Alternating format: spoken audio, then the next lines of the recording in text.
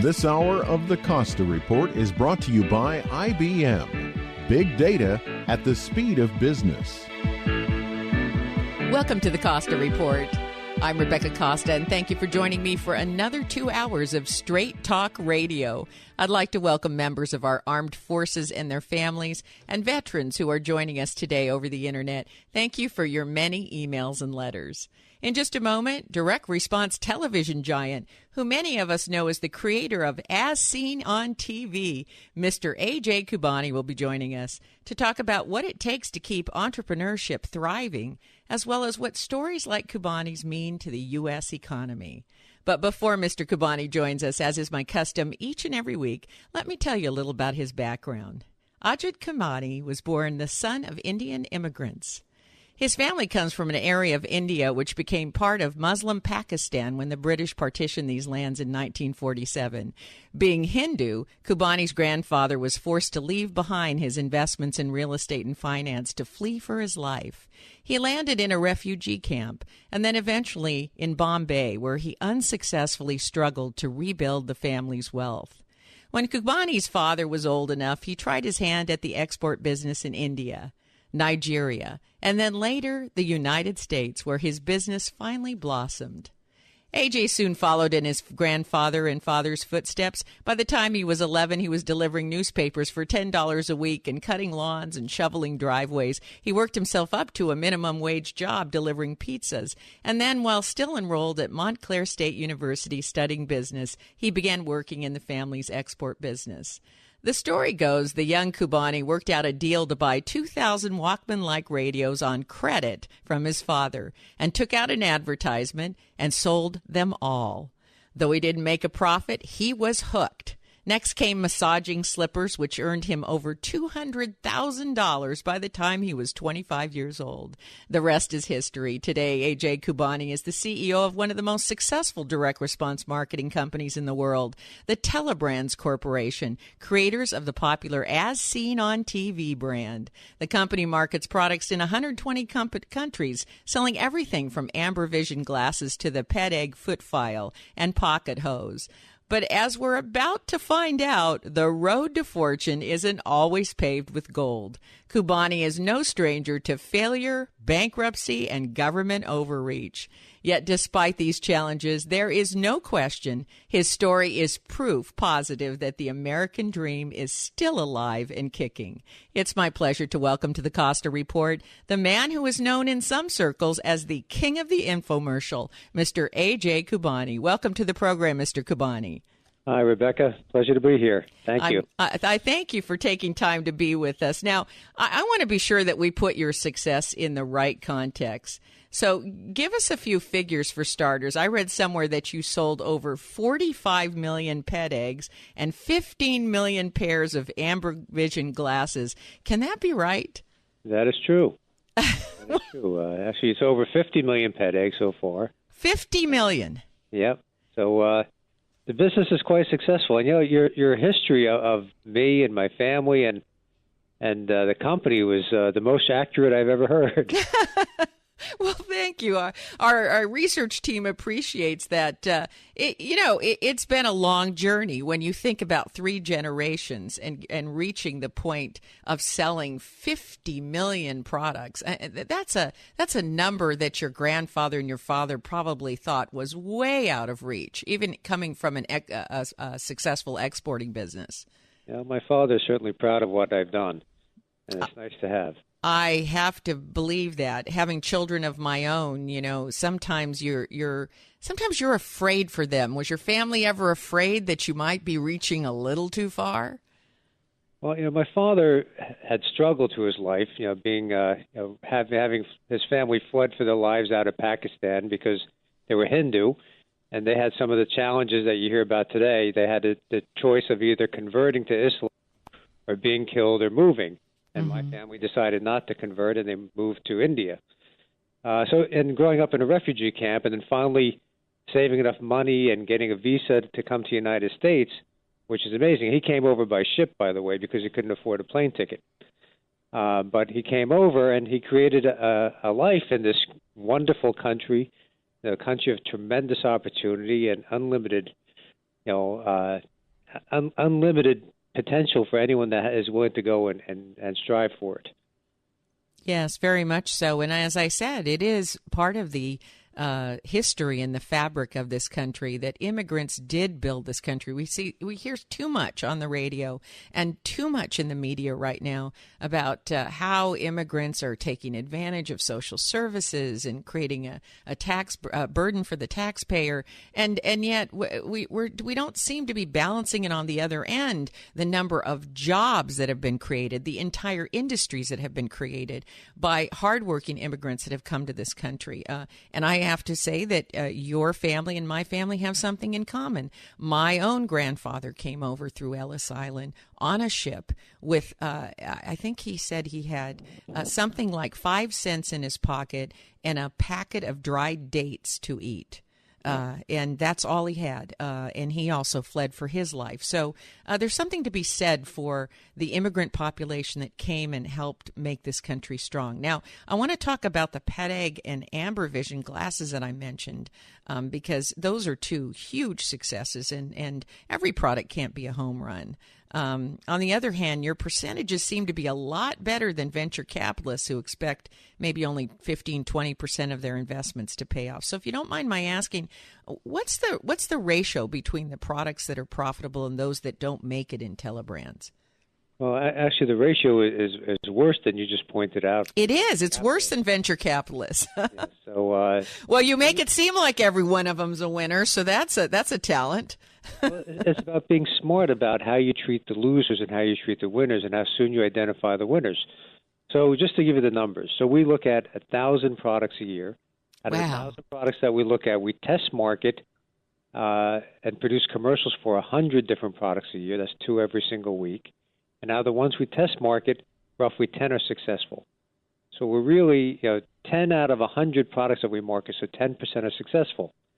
But the ones that are not successful, we stop investing money immediately.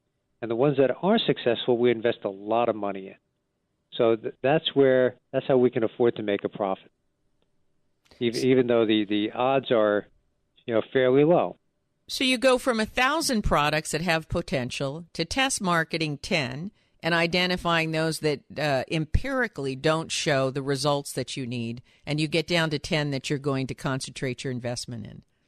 Yeah, well, the long-standing joke in our industry has been that if you look at the entire picture, only 1 out of 800 products is successful, and hence the phone number 1-800. That's very funny. I have never heard that before. So while we're on the subject, what criteria do you use when you're deciding that 100 products that you're going to test market? Well, we want the products to be unique. That means it doesn't have to be a complete revolutionary idea, but something that's not readily available or people don't know about, or something that people haven't seen. That's number one. It's got to solve an everyday problem. We want, TV is very expensive to advertise on, extremely expensive. We want every viewer to be a potential customer.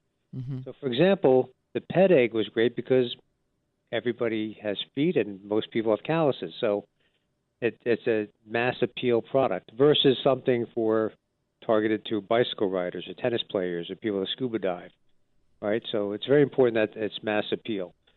Number two is that we want the product to be a phenomenal value. Now, these are very impulsive purchases. People don't watch TV planning to buy something unless they're watching Home Shopping Network or QVC. That's right. So we come up in the middle of programming. Someone's watching, their favorite TV show, and all of a sudden this commercial pops up.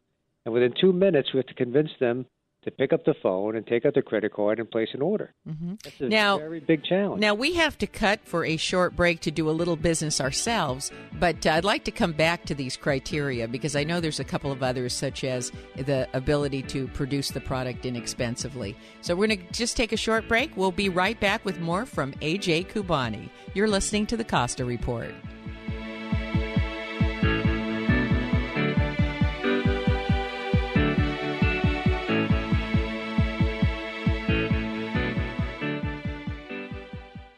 No matter what business you're in, what happens in Washington can make the difference between business success or failure. That's why understanding where government is headed is so important in today's competitive business environment. But where can you find experts who know firsthand the inner workings of our nation's capital? The American Program Bureau is your leading source for speakers whose experience offer unique insights into where U.S. policy is headed. Speakers like Seth Harris, former acting U.S. Secretary of Labor, Alyssa Mastromonaco, former White House Deputy Chief of Staff, and General Carl Eikenberry, former U.S. Ambassador to Afghanistan. For your next meeting or conference, contact the American Program Bureau at apbspeakers.com or 617-614-1600. That's apbspeakers.com. The American Program Bureau, making history, one speech at a time. Every day our world gets more complicated. Not only is new information coming at us faster than we can manage, new regulations, technology, and the effects of globalization have made it much more difficult to succeed. That's why I wrote The Watchman's Rattle, a book that, for the first time, explains how complexity makes it hard to separate facts from fiction and eventually causes us to make important decisions based on unproven beliefs. And not just us, our leaders also fall prey to this phenomena. But here's the good news. Once you know the symptoms to watch for, you can safeguard against them. So please, go to RebeccaCosta.com.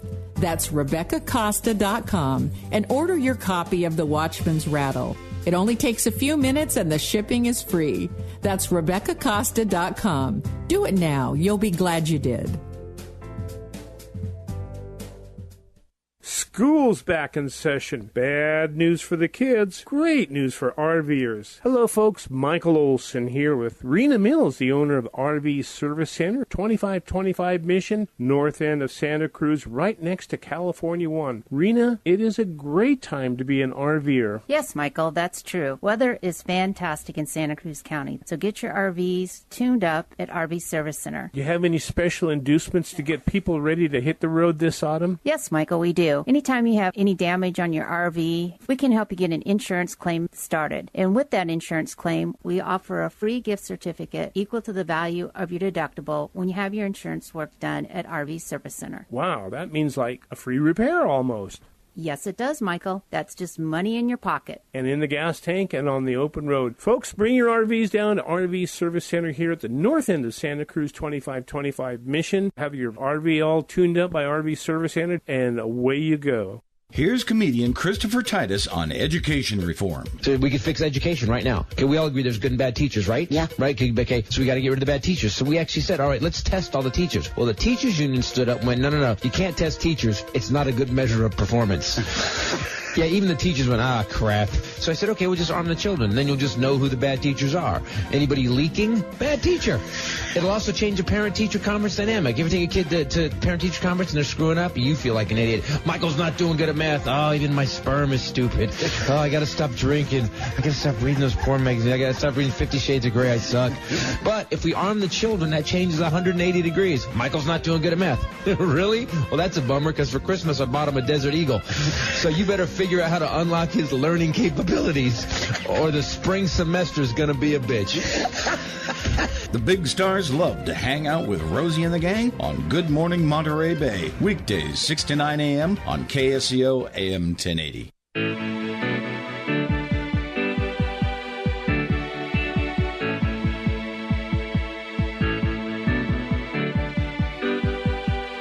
Welcome back to the Costa Report. I'm Rebecca Costa, and my guest today is the CEO of TeleBrands and creator of the As Seen on TV brand, AJ Khubani. And before the break, we were talking about the criteria you look for when determining which products to invest in. And you were saying that the most important criteria is that the product must have the widest appeal and also present high value, and that every television viewer would ideally be a potential customer. So are there some other criteria that you look for?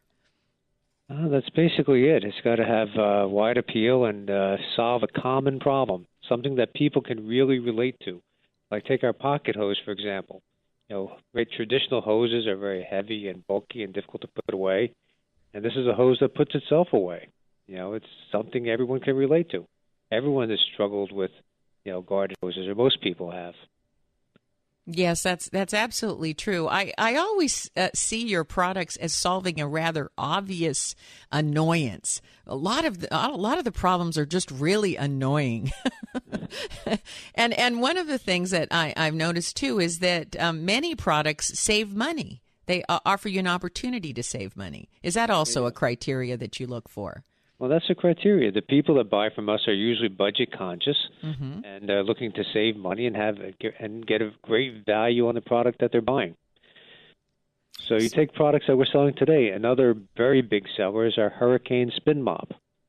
It's a fantastic product. It's very obvious when you look at it. It's basically a salad spinner on top of a bucket, and you stick the mop in there, push the pedal, the spinner spins around and uses centrifugal force to take all the water out of the mop. So it's really a terrific mop for anyone that mops, and that's, again, very mass appeal. Most people need to mop their homes. Well, I'm going to have to go get myself one. Now, you've got me convinced already. Well, Ellen DeGeneres bought one.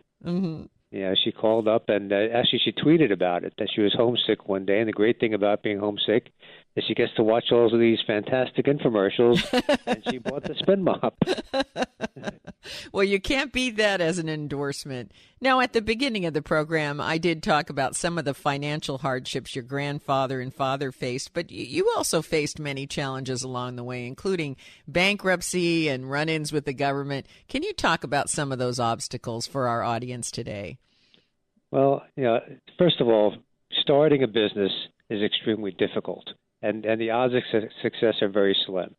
And once you become successful, staying in business and staying successful are very challenging, and continuing to grow the business. But then you come across the problems that you really don't need that sort of come in the way, right? That come out of nowhere. Like all of a sudden, a number of things go wrong in the business at one time, and before you know it, you've lost a lot of money out of nowhere. It comes out of left field. And you're forced to, either file Chapter 11 or just go out of business. So that was an extremely difficult time in my life. That was 14 years ago, and a number of things have gone wrong. Bad inventory choices, too much inventory. Not any government issues at that moment in time, but a lot of other business-related issues. And we're forced to file Chapter 11. And it was a very difficult time in my life because I had started this business from scratch. And you build up. It's sort of like a child. You start it and you build it and you grow the business, and all of a sudden you have 60 or 70 employees, and you have to let everybody go and start from scratch.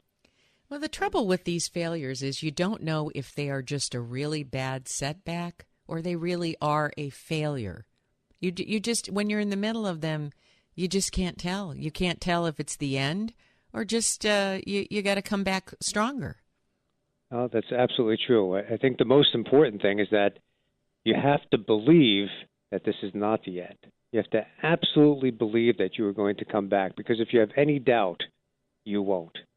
You won't come back. Now, in your particular case, I believe you reached out to a family member to help you out of that bankruptcy, and that must have made it 100 times more difficult, because then it's not just your fate, but it's also the fate of those you love. Well, I reached out to a couple of family members, actually. First of all, the bank had foreclosed on my house. So my family and I were about to be kicked out of our house. So one family member paid off my mortgage, which was unbelievable that I could actually have that happen. So that, put my family at ease. Of course, I was able to get another mortgage right away and pay him back within 30 days, but just that bailout for 30 days was really critical in keeping my family happy. Because if your family's unhappy, that's another big problem that you have to worry about. So right. While you're going all through this, you're trying to protect your family, your children. Of course. I have a wife and 3 children being kicked out of our house, a dream house that we took 5 years to plan and build, and all of a sudden it's all gone.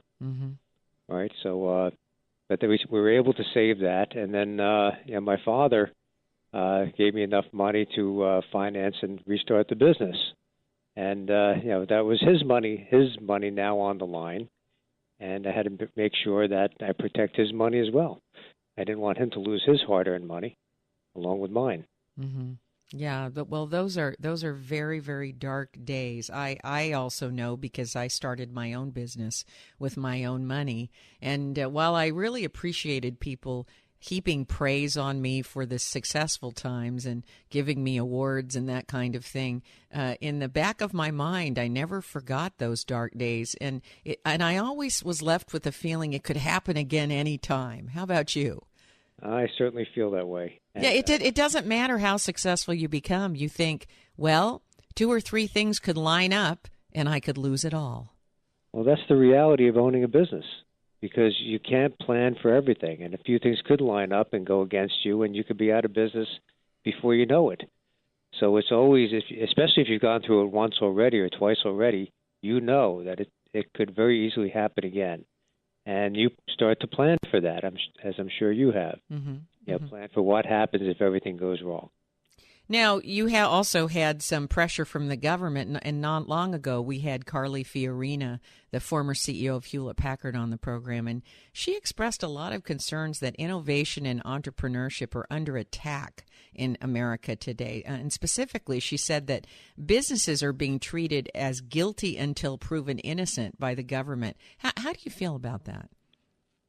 Well, I feel that I work really hard and put in everything I can possibly give this business, and we make a profit, and we pay millions of dollars in taxes every year. And I feel that the government should really be satisfied with that money that they get from us, especially for small businesses.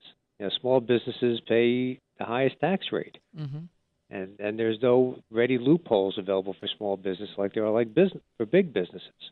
That's right. We have people like General Electric paying no taxes. Yeah, and I certainly pay a lot more than Warren Buffett's secretary. Yeah. But the combined tax rate between federal and state, I'm close to 50% taxes. So that's a big number, and we pay that every year. We pay millions of dollars in taxes, including to the state of New Jersey, who recently sued us. The Attorney General sued us, and it really, I felt, was very unfair. Came out of left field. And, well, we're going to take another break, Mr. Khubani, but let's talk about that suit that came out of left field when we come back from this break. We'll come back and we'll find out what that suit was about and why it probably shouldn't have happened. You're listening to the Costa Report.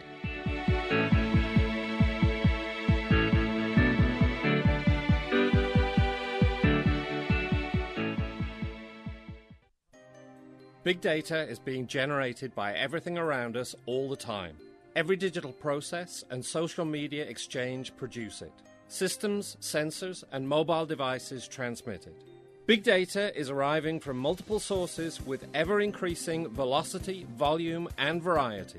It's becoming the world's newest resource for competitive advantage, allowing decision-making to move from the elite few to the empowered many. The escalating demand for insights requires a fundamentally new approach to architecture, tools, and practices. To extract meaningful value from big data, you need optimal processing power, analytics capabilities, and skills. Find out how IBM Big Data and Analytics can transform your business. Visit www.ibm.com/bigdata today. That's www.ibm.com/bigdata. Hey, SoCal High Class of 1974. This is Deanna Del Bianco Lindgren, and I want to give you information about our upcoming 40th class reunion to be held on Saturday, October 4th at the Santa Cruz Dream Inn. Go to www.socalhigh1974.com to register right away and obtain more detailed information. That's www.socalhigh1974.com. See you there. Those who say you can't have your cake and eat it too haven't driven a new Ford C-Max or Fusion Energy plug-in hybrid. Hi, I'm Elliot Geis over here at North Bay Ford in Santa Cruz. You can have the best of both worlds with our new Ford Energy hybrids. You can have the ultra-fun driving pleasure of cruising around town on the electricity stored in the Energy's state-of-the-art lithium-ion battery. Then, after 20 or so miles, you can switch to the Energy's hybrid engine and drive another 600 miles. So you see, you can't have your cake and eat it too when you drive a new Ford C-Max or Fusion Energy car right off the lot at North Bay Ford. But don't take my word for it. Come on down to North Bay Ford and test drive a C-Max or Fusion Energy today. The best deals of the year on new energy cars are ready to roll here at North Bay Ford. You can have your cake and eat it too. Ford plug-in hybrids give you the choice of cruising around town on pure electricity stored in the car's lithium-ion battery, or switching to hybrid mode and driving another 600 miles on a single 12-gallon tank. Come on down to 1999 Soquel Avenue, Santa Cruz, or on the web at northbayford.com.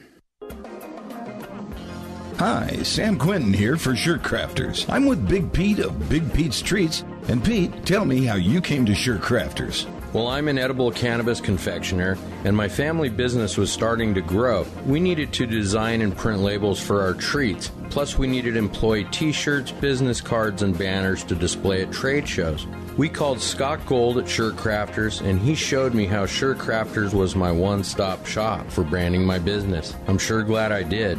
Shirt Crafters provides top-of-the-line custom screen printing, digital printing, embroidery, decals, stickers, banners, business cards, and so much more. So build your brand with Shirt Crafter, located at 111 Ingalls Street in Santa Cruz, or go to shirtcrafter.com. Give them a call at 831-423-0537. That's Shirt Crafter, 831-423-0537. No wonder they opened the border to all those children. Folks, USDA says it will now cost young parents $304,480 to raise a child to 18. And topping the list of things they must buy their child is food. Join me, Michael Olson, Saturday at 9 a.m. as the food chain host economist Lauren Deutman for a conversation about practical food economics. We'll learn practical tips on how to hunt down the best food values to feed a child from the lady who feeds 4 of them every day. It's you and me learning how best to feed the future, Saturday 9 a.m. on the food chain. What day was that?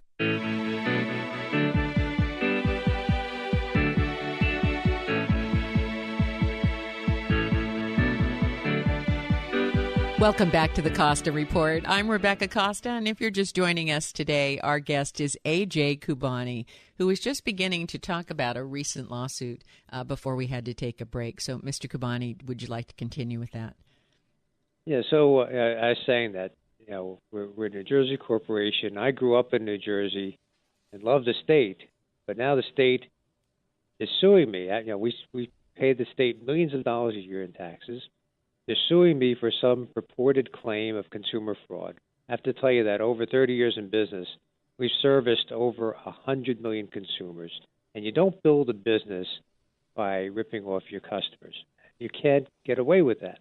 We wouldn't have been in business for 30 years if we weren't providing a terrific product for a terrific value and had 100 million consumers buy products from us and continue to buy products from us. Specifically, what product and what claim are they concerned with?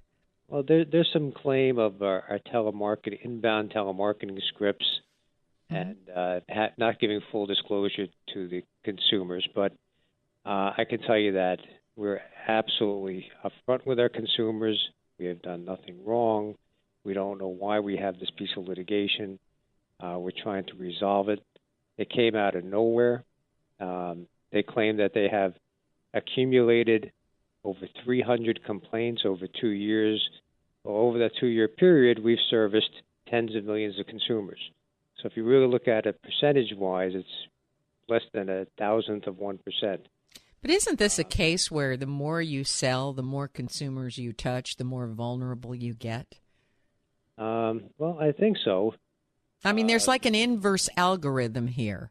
You reach a lot of people, right, with a product, and some percentage are going to complain or not be satisfied. That's just a given in any business. Well, I can tell you that no business on the planet has 100% satisfied customers. Of course. And we try to achieve 100%.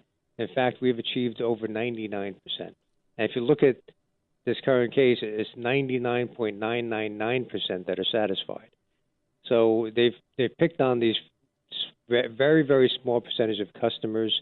And by the way, they didn't even return the complaints over to us to resolve them. So you had no opportunity to try to make these customers happy.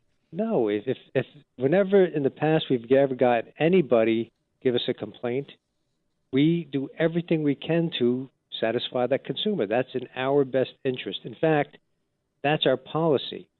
any customer complains about anything, they want their money back, they want their shipping and handling back, they want a new product, whatever they want, our policy is to give the customer whatever they want. It'd be silly for us not to do that. Okay, so, off the record, what's your theory on why they came after you? Is it just the size of your business and your war chest? Do they need tax money? Is that what's going on here? Well, listen, my feeling, based on all the government investigations we've had over the past couple of years, it's not only this, it's that they're constantly coming in and looking for money. Mm-hmm. A recent thing that came up, 17 states attorney general, 17 states claim that all the refund checks that we've given out for the past 10 years that the consumers have not cashed. We send out refund checks all the time. Sure. We send out millions of refund checks. Now all of a sudden the states come and say, well, all that money, all the checks that the consumers never cashed, that money belongs to us. And not only that, but because you didn't send it to us, well, we never knew. No accountant or attorney or state ever let us know for the past 30 years that those refund checks belong to the states. We didn't know. We thought. I don't understand. How does a refund check for a product go to the state if I don't cash it? Well, that's apparently. How did that happen? Well, for example, if you ordered a product for $20 and you didn't like it, you send it back to us. We send you a refund check for $20. You don't cash it. After a certain amount of time, that money apparently belongs to the state. And if you don't cash it, we're obligated to send that money to the state within a certain amount of time. But that was never the state's money. That was my own money I spent. But now the states say it's their money, and we have 17 states that have gotten together and said we want that money plus the interest and penalties because you did not submit it every single year, which came, again, out of left field. It's going to cost us. Well, here's the part that I'm disturbed at by having this conversation with you is that you're not given any opportunity to correct these things. It's almost like you're being set up to make the mistake, and then you're already in the wrong, and you're in the position of having to defend yourself over something you didn't even know existed. That's right. Again, we want to satisfy every customer. We want to abide by every state and federal regulation. It's in our best interest to do that. And we try everything we can, including hiring experts to help us at everything, to make sure we comply. But they seem to just catch us off guard and say, ha, we got you. Now give us more money. This is the reason you paying taxes aren't enough. We want more out of you. Well, it's sounding more and more like you agree with Carly Fiorina that businesses are being treated guilty until proven innocent. I certainly feel that way. And the other thing is that what was the need for a press release? As it is, we have this piece of litigation. Now they tell the entire world that TeleBrands has been sued for consumer fraud. It makes us look guilty because who are people going to believe, us or the government? Well, can you countersue for damages? I don't know. Can you countersue the government for damages to your reputation and harming your sales? Is there such a thing? I don't think there's a cause of action, but well, if you've been damaged, as I understand, if you can prove damage, there's a cause of action. But I don't know if you can sue the government for damaging your reputation. I think some have. People that have wrongly been accused and arrested, I think they go after damages. Your company might have to do that. I mean, there we go. Why don't we put out a press release that says that you may be suing the government? Yeah. Actually, they always play around with those words. He may be suing, right? Yeah. Yeah, things like that. It's really unfair because we have all of our big retail customers that said, what is this all about? The inventors that want to come to us and bring us products, they say, TeleBrands has been sued by the state. We shouldn't do business with TeleBrands. It's already affecting our business, even though we've not been proven guilty. We didn't even do anything wrong. We just got sued erroneously, I believe, by the state, and it's affecting our business. So, again, guilty until proven innocent. Well, it makes me heartsick because, in particular, when you really think about it, it was 3 generations that built your business up to where it is today. and you have your heart and soul in this business, and for someone to come and attack you because they need the money, that's the worst thing of all, in particular when you're fighting the government and laws that don't make any sense, such as, that these refund checks should go to the government and not that people don't cash. I can't quite understand what that's about. But yet you're very optimistic. You encourage young people to strike out on their own. You teach about entrepreneurship, and yet the more successful you become, the more these things come out of left field. How can you be of both hearts and minds? Well, there's nothing like being a successful entrepreneur. I think it's unfortunate, the direction that the country seems to be going in with more and more regulation and making it, trying. It seems like they're trying very hard to deter people from being entrepreneurs and going out on their own by making it extremely difficult, which is a direction that my parents ran away from in India, with India and socialism and all the bureaucracy that they had over there. So they didn't give people the opportunity to strike out on their own and make it and build something. And I think that's what's made this country great. And we can't forget what's made us great, and try to become a socialist country with all this overbearing regulation that we have going on. It makes it very demoralizing for people like me. Well, I don't think there's a single listener today that doesn't feel that the government is overreaching into business today and making it much harder for individuals like yourself who, if they had to start the business today, might give it a second thought. We have to take our last break, and when we come back, we're going to talk about Inventors Day and other new products on the horizon. You're listening to the Costa Report.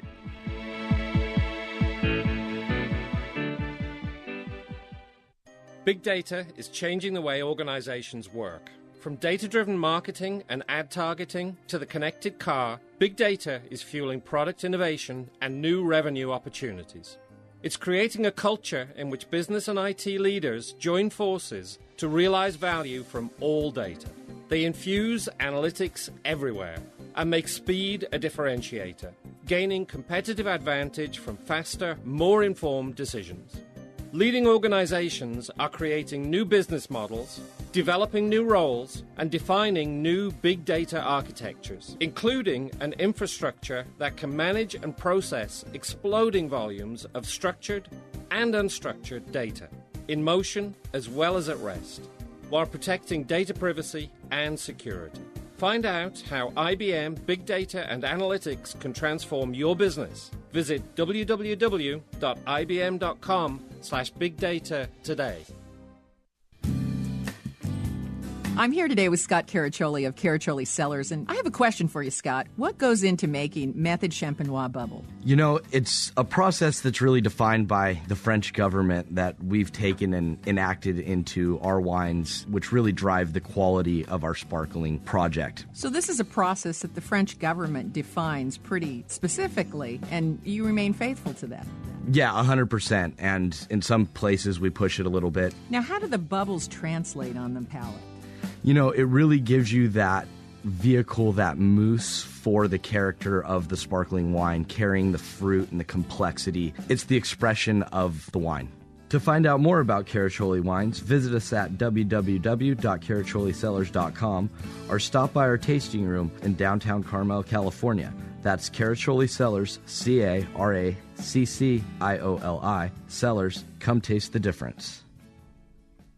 Hi, MZ here with egg on my face. Let me explain. You know that ad we've been running for Beyond Organic Cultured Whey 3-Day Cleanse Detox? The one where I keep talking about Sweato Gold? Well, Bill Graff came up to me the other day and wanted to know how sales of that product were going. I said, not all that good, to which he replied, doesn't surprise me a bit. You are mispronouncing the name of the product. It's Swearo Gold, not Sweato Gold. No wonder sales are no good. Who in the world would want to buy a product you consume that conjures up thoughts of drinking sweat? It's gross. Can't you see that? I immediately realized Billy was right, and boy, did I feel stupid. Here I was thinking I was cool pronouncing suero as sweato, and thereby coming off with an Hispanic sort of ring to the name. Okay, I blew it, so let's fix it now. Do the 3-day Suero Gold Cleanse Detox. You'll probably feel great and lose weight. I'm going to do it myself. 6 bottles a day of Suero Gold with no food for 3 days. We've got it all here at KSCO Studios for pickup, and the entire amazing Cleanse Detox costs less than $100. A good deal to jumpstart good health. Join me. It must be, it has to be, with that big sound it's gotta be KSCO.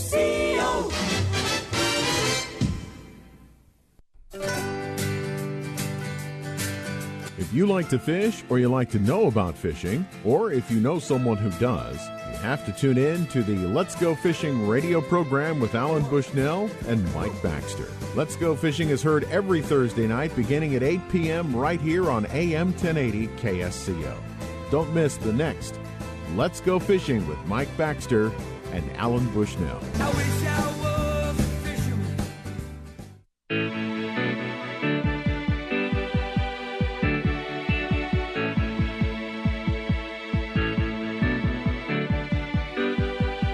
Welcome back to the Costa Report. I'm Rebecca Costa, and today my guest is AJ Khubani. Now, I want to be sure I mention that you sponsor Inventors Day around the country, where people are invited to present their products to be considered. So tell us a little bit about that. Well, we started this about 5 years ago because we got so many people inquiring about how can TeleBrands carry their idea or their invention. Mm-hmm. So I decided, after seeing an episode of American Idol, that's a great idea. Why don't we have a panel of 3 judges, and we'll pick the top inventors for the month and have them come in and present their ideas. And I could very efficiently, talk to 20 different inventors in half a day. So we started doing that, and it's turned out to be terrific for us. First of all, I love the interaction with the individual inventor, because every inventor that comes in is an everyday entrepreneur that has a great idea, and many have invested their own time and money into developing the product and have a lot of passion for that idea. And I would give them the opportunity to make money by licensing the product to us. And if that doesn't happen, at least I can give them some advice based on my 30 years experience. And even that is very gratifying to me, even if I could pass on a few words of wisdom based on my experience. So it also allows you to be surrounded by this energy and this hopefulness and also this creative process, and I think that's got to be inspiring. Absolutely. It is just a fantastic, energy, as you put it, energy there with all these entrepreneurs striving to make something happen, that have a dream, and that rubs off on me. And the interaction is dynamic, it's exciting. It makes me smarter by listening to all these people and hearing all these ideas, and it helps them vet their ideas and possibly come up with a product that we can both do business together and both make a lot of money. Mm-hmm. So let me ask you this. Has there ever been a product you passed on that really haunted you afterwards? Many. So tell me one. Tell us about one that you passed on and then you were kicking yourself all the way home, saying, "Oh boy, that one's gonna go, and I'll be really regretful that I didn't invest in that one." Well, somebody came to me back in the 1990s with this silly little scooter, aluminum scooter that had these wheels on it that you find on rollerblades. And I said, who's going to buy this little scooter? It's crazy. No one's going to buy this thing. Well, a company called Razor ended up marketing the product, and now I think every household in America has at least one of them. Oh, yes. I have 3 nephews, and that was on their Christmas list a few years ago. Yeah, so that was one I passed on. Oh, my goodness. So. How about another one that you really sat on the fence on?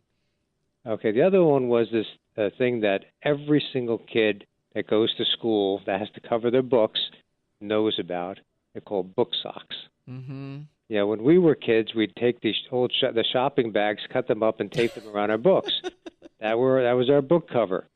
All right, but today they buy something called book socks. It slips right onto the book, and in less than 5 seconds, they've covered their book. Now, why did you pass on book socks? That sounds like that meets all the criteria that you told us about earlier. Well, the way I was looking at it, I said there's only about 3 weeks in a year where people will buy this thing, right? When they go back to school and they get their books, and the teachers say you have to cover your books by Monday, right? That's when the kids buy the book socks. The rest of the year they don't. Mm-hmm. So I thought the window of sales was too limited, but this company sells tens of millions every year during that three-week period. So, well, it's as you say, it's probably a seasonal product. But the nice thing about seasonal products is that you have limited marketing exposure. You'd only have to market like crazy a few months out of the year. That's absolutely right. Yeah, so in some ways your marketing investment is limited as well, but and it's kind of nice. I like business models where you do all your business in a couple of months. There's nothing wrong with that. Nothing wrong with that. So let me ask you this: what you talk to lots of inventors and investors. So what's the most common mistake you see these inventors make when they bring a product to you? Well, a big mistake people make is investing way too much money in one idea. As I pointed out in the beginning of the show, right, the vast majority of ideas never are commercially successful. And some people will invest way much more than they can afford to lose. And that happens all the time. So I see some people take a second mortgage on their home, and they're just everything goes into one idea. But even someone famous like Thomas Edison, who had 1,000 patents to his name, only had a handful that were commercially successful. So the inventors have to know that even though they love their idea, it may not work, and don't invest more than you can afford to lose, because the odds are is that it will not be successful. So you see that a common mistake would be that people fall in love with their investment and they get too deeply into one single idea. Exactly. Falling in love with their idea, their invention. They get too deep. They get too deep. Yeah. And then they keep on chasing it even after it's not successful. It's sort of like someone who gambles and loses a little bit of money keeps on gambling until they lose too much. Well, that's because they think any moment they're going to get it all back. That's right. And that's the way these inventors think. They think any moment it's going to take off and I'm going to get all my money back. But it doesn't happen. So let's be careful. And just invest just enough. We do the same thing here in my business. We invest just enough to figure out, is this a product or not? And the moment we'll figure out it's not, we stop investing money, because we can fall in love with products too, and we try very hard not to. Well, I don't want to let you go without asking you if there's a website that our listeners today can go to get more information about TeleBrands products. Absolutely. TeleBrands.com. TeleBrands.com. Can't be any easier than that, folks. TeleBrands.com to find out more about these products that appear on As Seen on TV. And unfortunately, Mr. Khubani, that is all the time we have left. But before we say goodbye, I want to thank you for being an inspiration to entrepreneurs and inventors everywhere.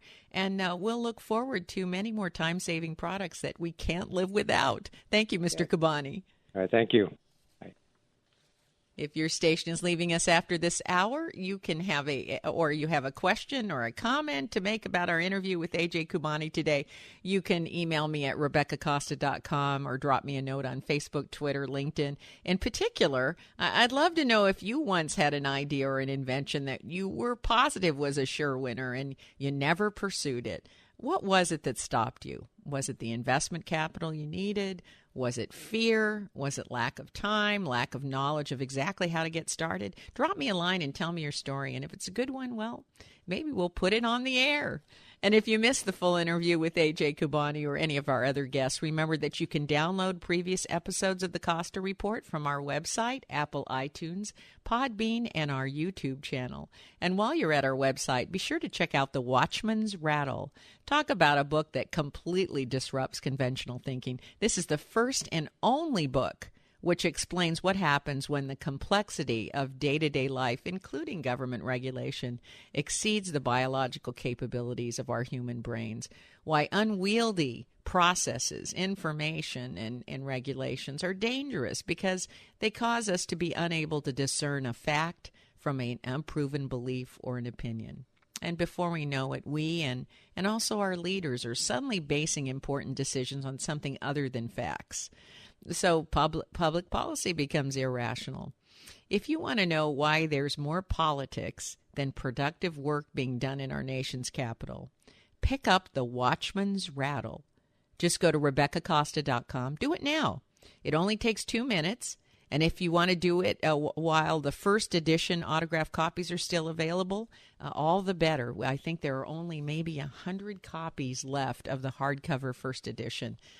So, folks, once those are gone, that's it. They go to second edition. On the paperback, we're up to the 9th printing of the paperback. So there are no first edition paperbacks left. So while you have an opportunity, go to RebeccaCosta.com and grab your copy of The Watchman's Rattle. That's The Watchman's Rattle. You can also pick it up on Amazon, Barnes & Noble, Books A Million, and any other local bookstores. It's distributed throughout the United States. My guest next week is former Congressman from New York who ran head-to-head against Hillary Clinton for that state Senate seat, Mr. Rick Lazio. He was in favor of limiting campaign spending then, but is he still in favor of it now? Well, find out when Rick Lazio joins us next week on the only news program which puts policy ahead of politics. Now stay tuned for another hour of Straight Talk Radio. You're listening to the Costa Report.